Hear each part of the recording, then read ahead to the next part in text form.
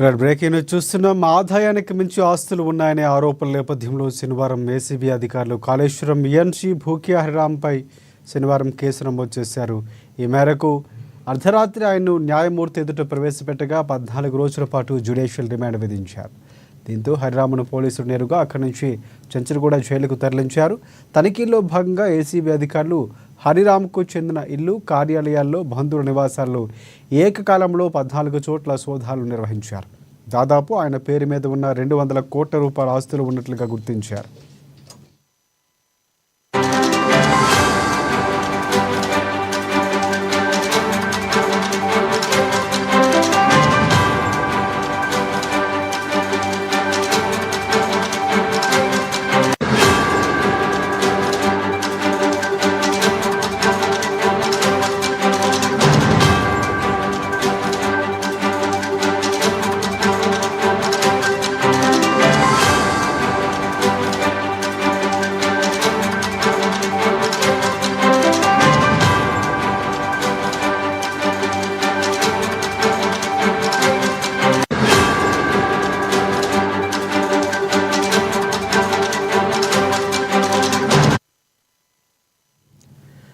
Breaking news చూస్తున్నాం. ఆదాయానికి మించి ఆస్తులు ఉన్నాయనే ఆరోపణల నేపథ్యంలో శనివారం ఏసీబీ అధికారులు కాళేశ్వరం ఈఎన్సీ భూక్యా హరిరాంపై శనివారం కేసు నమోదు చేశారు.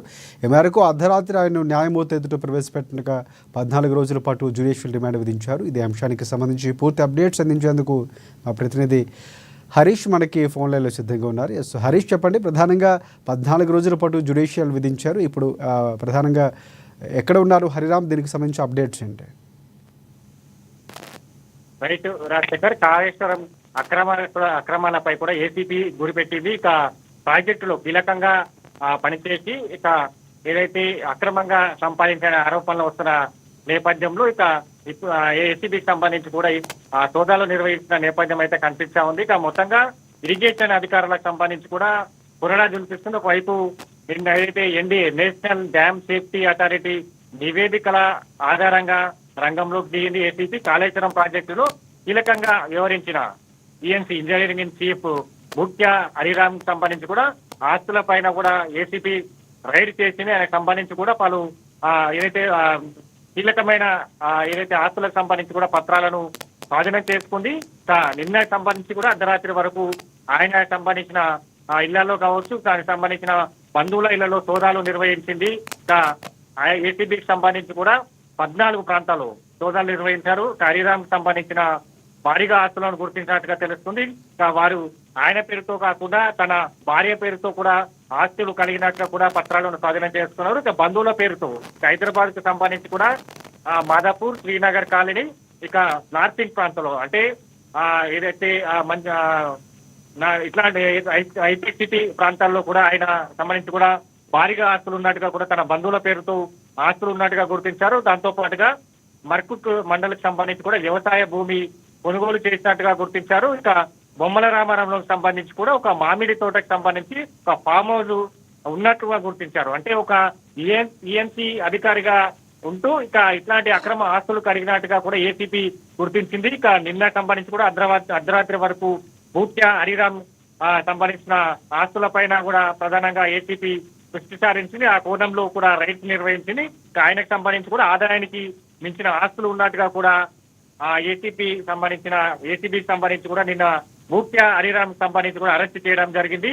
ఇక ఆయనకు సంబంధించి నిన్న అర్ధరాత్రి సమయంలో న్యాయమూర్తి ఎదుట ఆయనకు సంబంధించిన పోలీసులు ప్రవేశపెట్టారు. 14 రోజుల ఏదైతే జ్యుడిషియల్ రిమాండ్ కు సంబంధించి కూడా విధించడం జరిగింది. ప్రస్తుతం ఆయన చెంచల్గూడ జైలుకు సంబంధించి కూడా తరలింపున నేపథ్యం అయితే కనిపిస్తా ఉంది. ఇక మొత్తంగా అంటే ఏకకాలంలో 13 ప్రాంతాల్లో సోదాలు నిర్వహించారు. ఉదయం 5:30 గంటల నుంచి రాత్రి 8 గంటల వరకు సోదాలు కొనసాగాయి. ఇక ఇరిగేషన్ శాఖలో కీలకంగా వ్యవహరించిన ఈయనకు సంబంధించి కావచ్చు, ఇతర అధికారులు ఇంకెవరైనా సంబంధించిన ఆస్తులతో వాళ్ళకు సంబంధాలు ఉన్నాయా అనే కోణంలో కూడా మరోసారి ఏసీబీ విచారణ చేపట్టే అవకాశాలు అయితే కనిపిస్తున్నాయి. ఈయనతో పాటుగా తన భార్య సంబంధించి కూడా ఇరిగేషన్ శాఖలోనే డిప్యూటీ ఈఎన్సీకి సంబంధించి కూడా ఆమె పనిచేస్తున్నట్టుగా గుర్తించారు. వాళ్ళకి సంబంధించిన మొబైల్ ను స్వాధీనం చేసుకున్నారు. ఇక ఆయనకు సంబంధించి కూడా ఏసీపీ అధికారులకు సంబంధించి కాళేశ్వరం ప్రాజెక్టులో కీలకమైన డాక్యుమెంట్లను కూడా స్వాధీనం చేసుకోవడం జరిగింది. మొత్తంగా ఈ ఏదైతే కొండపోచమ్మ సాగర్ కావచ్చు, ఇక కాళేశ్వరం కావచ్చు, మిడ్మానేర్ కావచ్చు, అంటే కీలకంగా బీఆర్ఎస్ హయాంలో ఈ ప్రాజెక్టులను సంబంధించి కూడా ఈఎన్సీగా ఆయన కీలకంగా వ్యవహరించారు.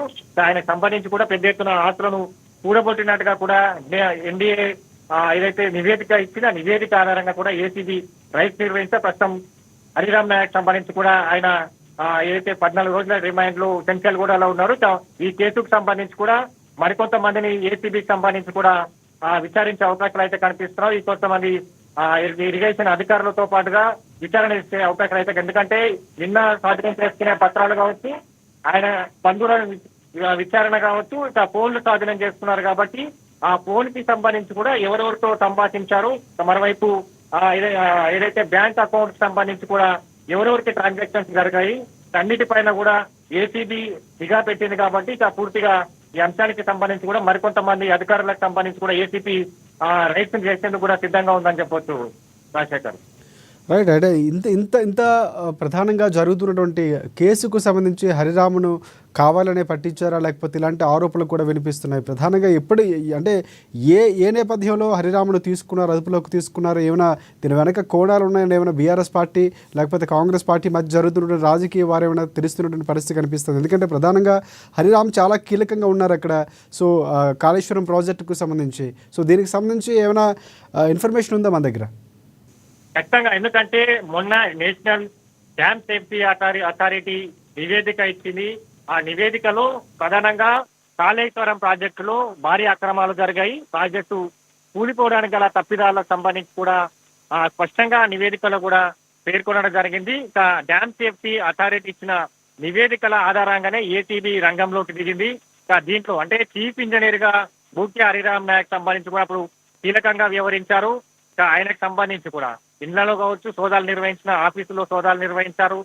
మొత్తంగా 14 ప్రాంతాల్లో సోదాలు నిర్వహించి హైదరాబాద్ లో విలాసవంతమైన విల్లాలు కలిగినట్టుగా కూడా గుర్తించడం జరిగింది. అంటే కాళేశ్వరం ప్రాజెక్టు కట్టక ముందుకు ఆయనకు సంబంధించిన ఆస్తులు కావచ్చు, కాళేశ్వరం ప్రాజెక్టు ఎప్పుడైతే ఆ ప్రాజెక్టు నిర్మాణంలోకి వచ్చిందో అప్పుడు సంబంధించిన ఆస్తులన్నిటిపైన కూడా ఏసీబీ సోదాలు నిర్వహించింది. ఆ సాధనలో కూడా ఇట్లాంటి అంటే అక్రమంగా ఆదాయానికి మించిన ఆస్తులు ఉన్నట్టుగా కూడా గుర్తించడం జరిగింది. కాబట్టి అంటే మొత్తంగా నేషనల్ డ్యామ్ సేఫ్టీ అథారిటీ ఇచ్చిన నివేదిక ఆధారంగానే ఏసీబీ రైడ్స్ చేస్తా ఉన్నది. అప్పుడు కీలకంగా అయితే కాళేశ్వరం ప్రాజెక్టు కావచ్చు, మిడ్మానేర్ ప్రాజెక్టు కావచ్చు, మిగతా కొండపోచమ్మ సాగర్ ప్రాజెక్టుకు సంబంధించిన నిర్మాణాలకు సంబంధించిన అధికారులు, ఇరిగేషన్ అధికారులతో పాటుగా ఇతర శాఖ అధికారులకు సంబంధించి కూడా ఏసీబీ ఫోకస్ చేసింది. అంటే ఇప్పటికే ఈ అంశం పైన, కాళేశ్వరం అంశం పైన ఒకవైపు ఈడీ విచారణ కావచ్చు, మరోవైపు ఏసీబీ విచారణ కొనసాగుతున్నది. ఇప్పటికే చాలా వరకు ఏదైతే